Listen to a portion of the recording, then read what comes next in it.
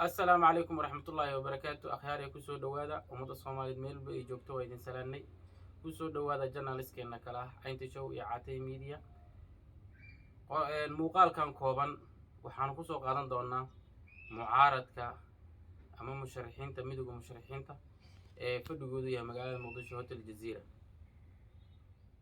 وحاجرة وحيالا لإسلا ماركتا مقالة الإسلا دحمريو إن ميدو مشرحين تا أي كلا جبين oo ay qaybsameen dabcan markii horeba markii dib loo laabto midowga musharaxiinta isku ujeedo iyo isku dan iyo isku duruuf midna ma ahayn tusaale ahaan waxyaalaha mideynaya waxaa ka mid ah in ay nin walba meel ka mid ah uu dhaleecada ka soo jeedinay oo maaragtaa dowladda dhaleecaynta u soo jeedinay tusaale ahaan ciidamadii loo qaaday Tigray meesha la yiraahdo Eritrea kale inuu nin walba meel uga hadlayay maaragtaa mowduuc ama maaragtaa fadhiyadii ku leeyihiin page-ka social media kadib ayay is urursadeen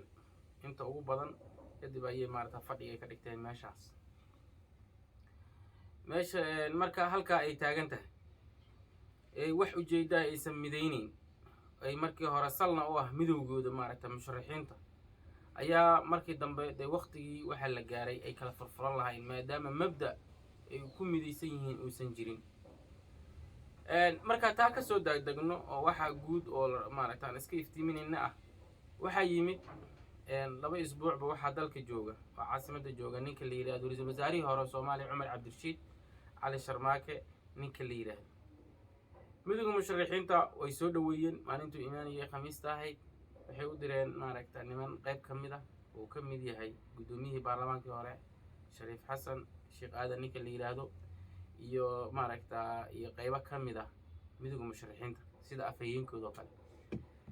soo dhaweyn kadib waxaa dhacday midowga musharaxiinta markay tale ay ku cadaatay talo maaragtaa ay qaada dhigeen waxba de wax walba ay sameeyeen de waxay sameyn kareen ugu weynaa ay tahay dagaal inay sameeyaan ay magaalada dagaalka ay soo geliyeen ciidamadii ayagoo ugu habar wacanaya qabiil nin walba beeshiisa u yeeranayo aan maaragtaa dirbi ka dambeeyo taabtaan uusan jirin ayaa waxay taladii u dhiibteen laba nin oo hadwaa la ku roon yahay ummadda Soomaaliyeed aad iyo aad dimindaabyada siyaasadeed ay u yaqaanaan nin waa ninkii la soo dhaweeyay Cumar Cabdirashiid ahaa ninna waa ninka la yiraahdo Shariif Xasan Sheekh Aadan ninka la yiraahdo labadii nin ayay maaragtaa u dhiibteen talo ay yiraahdeen soo tala bixiya maxaanu sameynaa annagu wareernay markii nimankii ay maaragtaa niman maaragtay ahaayeen dhacay oo jah wareeray waxay loo keenay taladii labada nin ay iswareysteen waxay ku soo go'aamiyeen waa labada nin oo dimindaabyada maaragtaa saaxiibka u ah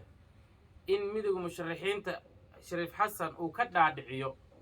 in ra'iisul wasaare Rooble xilka laga qaado farmaajona loogu daro 2 sano oo extra labadaas sano extensionka maaragtaa la soo dhiso xukuumad wadaaga oo ra'iisul wasaare soo magacaabo baarlamaankii 10aad oo xilku ka dhamaadayna dib boorka looga jafo oo la yiraahdo idinka sharci haysta shaqeeya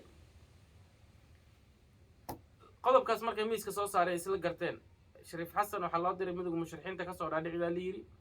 ninka la yiraahdo Cumar Cabdirashiidna waxa loo diray farmaajo haddaba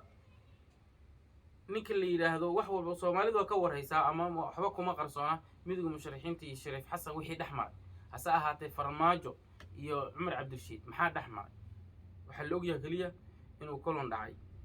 kulanka dadka qaar waxay ku sheegayaan mid qarsoodi ah waxaan xaqiijinaynaa inuusan ahayn mid qarsoodiya uu yahay mid shaaca oo banaanka yaala oo la og yahay midowga musharaxiinta ay ogaayeen waxaas la ogeyn oo la hubin oo cid ka jawaabi karta aysan jirin labadooda mooyaane wixii ay ku dhaxmaray oo maaragtay ay ku shiray labadaas nin halka markay taagan tahay Cumar Cabdirashiid uu soo laabtay farmaajo wuxuu ka keenay wuxuu yiri hadii saas la dhahayo farmaajo wuxuu yiri haye oo kugu soo saxiixay iyadoo is maaragtaa dib markuu ugu soo laabtay nimankii uu midowga musharaxiintuna u warramay ayay shaki ayaa galay sababtoo ah way og yihiin dimindaabyadiisa qaybo ka mid ah sidaas la mid ah in gudoomiyihii ama gudoonkii midowga musharaxiinta inuu dalka isaga tago ninkii la yiraahdo shariif axmed sheekh axmed ninkii la yiraahdo inuu dalka ka tago waxyaalaha sababa waxaa ka mid ah inay soo dhaweeyeen dee meesha booskiisu ama uu soo ciriiri ka dareemay dhankan kale waxyaalaha ku riixaya inuu farmaajo uu hoos galo uu yiraahdo doorashadu way soconaysaa ayay halkaa taagan tahay sidaas lama xasan cali khayre wuxuu ka didsan yahay ninkii la yiraahdo cumar cabdirashiid hase ahaatee raggan kale madaxweyne xasan sheekh iyo ninka la yiraahdo cabdi shakuur iyo ragga la midka ah ee midowga musharaxiinta ku soo haray kama didsana ninkan hase ahaatee ayagu naftirkooda waxa weeyaan shaki ayay ka muujinayaan waxaa kale xog aan ku helnay in maaragta nimanka la yiraahdo midowga musharaxiinta ay maaragta tallaabooyin kale ay qaadi karaan ay ka mid tahay tallaabooyinka ay ka mid noqon karaan in maaragta tallaabo military ama tallaabo ciidan inay qaadaan sababtoo ah mararka qaarkood laba arrimood ayaa isku garab taalla oo ah inay farmaajo la heshiiyaan iyo in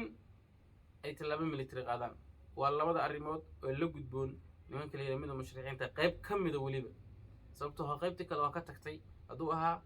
maaragta ninka la yiraahdo sheekh shariif hadduu ahaa xasan cali khayre labadan nin waxay yiraahdeen doorashada ha socoto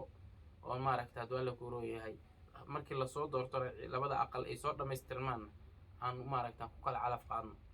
nimankaas ay aaminsan yihiin nimankan laakiin ma aaminsana inay wax ku heli karaan halka sababtoo ah farmaajo inay suxba hambeynin ay og yihiin oo maaragta xildhibaanada haddii meel 10 nin ka soo baxdo inuu 9 asagu leeyahay iyo taa ayaa u sawiran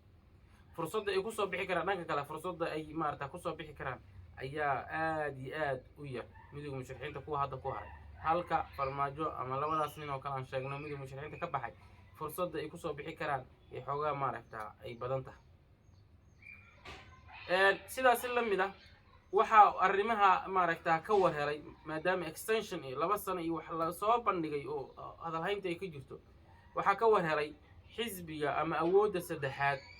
ee ah Dani iyo Axmed Madoobe ayaa ayaguna waxay ka warheleen in extension la sameyn doono in maaragta 2 sano loogu dari doono in awoodda farmaajana awood yahay meel fadhisa midowga musharaxiinta awood fadhisa meel ay tahay haddaba saan uga hortagnaa sababtoo ah ninka la yiraahdo Dani waa nin musharaxa oo musharax madaxweyne oo wax qarsoon maaha hore loogu shaqay ninka la yiraahdo Axmed Madoobe ayuu la soo hadlay Dani qorshuhuna ahaa inuu ku hormaro inuu isku mar soo saaraan maaragta kuraas isku mid ah ama maaragta isku dhow inay soo saaraan xilli isku mid ah ama maalin ama habeen ama taariikh iblaayo isku mid ah asaahate maadaama culays ninka la yiraahdo soo wajahay maaragta xilka qaadistii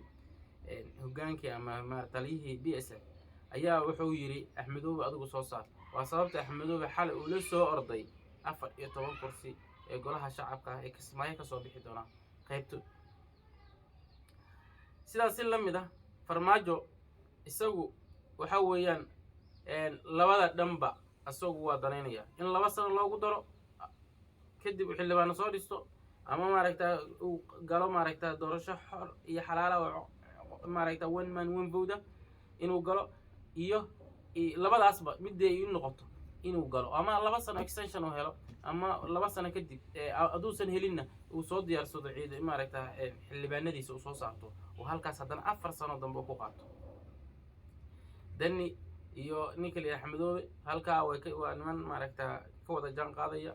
oo xisbi ka ah oo awood ah oo muuqata xildhibaanadoodina maaragta ayaga la goonita oo la taala sidaasna waa sababtii maaragta sidaas farmaajo markii shalay wuxuu diray maaragta halka magaalada waxa ka baxay madaxweynaha Cali Guudlaawe madaxweynaha Hirshabelle isaguna waxa la rajeynayaa inuu kuraastii qayb ka mid ah uu soo rido uu soo bandhigo si loogu tartamo farmaajo haddii extension uu helana waa sidoo rabay oo April waana ogeyn wixii uu ka maray xabad loogu riday maanta hadduu helana waa sidaas la mid ah marka waxaan rajeynaynaa waxyaabaha halka ka soo kordha inaan la socodsiino asxaabe mar kale waa salaamantihiin haddii fadlan haddii aad nala joogtayna sii share gareeya haddii kale nagu soo biira oo halkan si aan asxaab u noqono. halka aad nagala socotaanna waa Caynta Show iyo Cateyn Media. Wassalaamu calaykum waraxmatullaahi wabarakaatu.